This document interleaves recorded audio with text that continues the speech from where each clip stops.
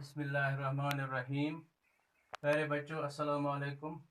आज का टॉपिक है सबक मरहूम की याद में जो हमने पढ़ा।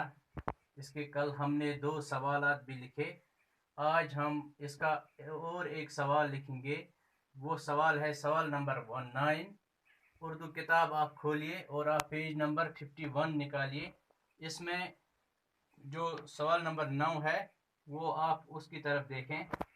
सवाल नंबर 9 जो है, सयाक व सबाक और मुसन्निफ के हवाले के साथ दर्ज झेल इक्तिबास की तशरीह कीजिए। यानी ये एक पैराग्राफ दिया हुआ है, इसको सयाक व सबाक के साथ, यानी ये सयाक व सबाक हम कहते हैं किस सबक से लिया गया है और किसने लिखा है, मुसन्निफ कौन है।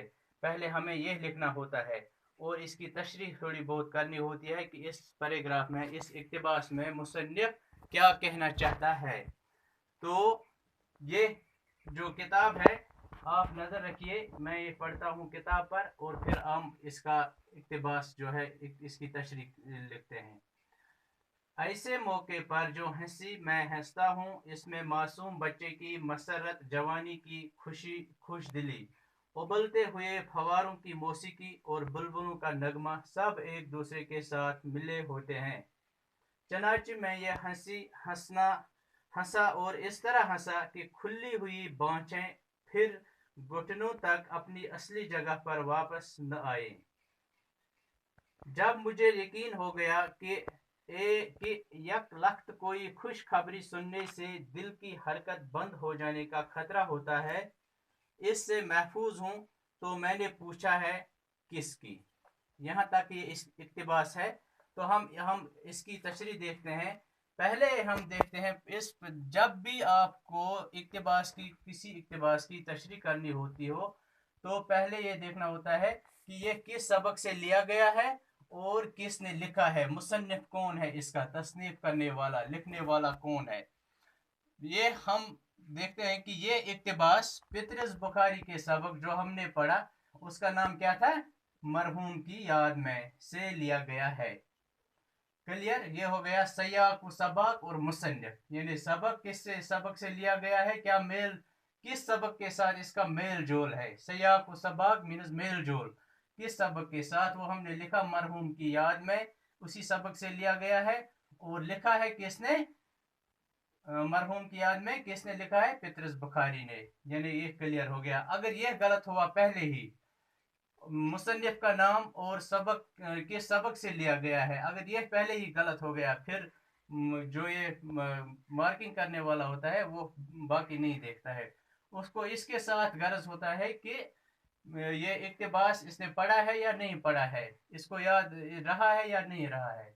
इसलिए ये ज़रूरी है पहले देखना है कि इसने लिखा है और किस किताब से, किस लेसन से लिया गया है। मुसन्निफ की ख्वाहिश कोई सवारी खरीदने की है, यानी इन सतूर में हम देखते हैं कि मुसन्निफ जो है इसको किसी सवारी खरीदने की ख्वाहिश होती है, जिस पर मिर्ज़ा इसको एक बाइसिकल लेने को मशवरा देता है। और जो इसका दोस्त मिर्ज़ा होता है ये मशवरा देता है कि आप एक साइकिल ले लीजिए और वह भी मुफ्त।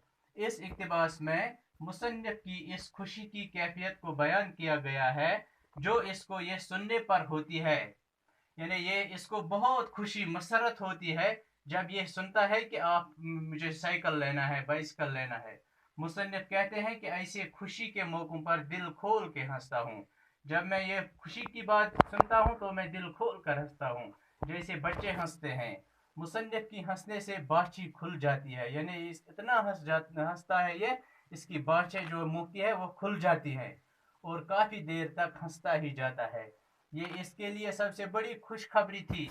और जब इसको इसका एहसास हुआ कि अचानक कोई बड़ी खुशखबरी सुनने से इंसान को हरकत कलब भी हो सकता है, यानी इसको एहसास होता है जब ये खूब हंसता है, इसको अचानक ये एहसास होता है कि ना ज़्यादा हंसना भी मना है, कि इससे क्या होता है, इंसान को किसी वक्त हरकत कलब भी हो सकता है। हरकत कलब मीनस हार्ट अटैक हो जाता है। कलब कहते हैं दिल को।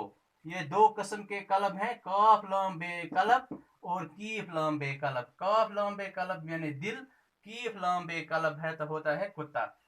تو اس کو یہ احساس ہوتا ہے کہ اس زیادہ ہنسنے سے اگر میرا ہارٹ ہی بیٹھ گیا تو میں مر بھی سکتا ہوں. تو اس نے اپنے آپ کو تھوڑا سنبھالا. اس نے تھوڑا سنبھالا اور مرزا سے پوچھا کہ وہ کس کی بائسیکل ہے. اور مرزا سے کہتا ہے کہ جو آپ نے سائیکل کی ذکر کی مجھے بتا وہ سائیکل کس کی ہے. یہاں تک ہم نے یہ اس پر ان چند سطور کا ترجمہ دیکھا اور یہ سیاق و سباق بھی دیکھا. تو شکریہ آج کا اتنا.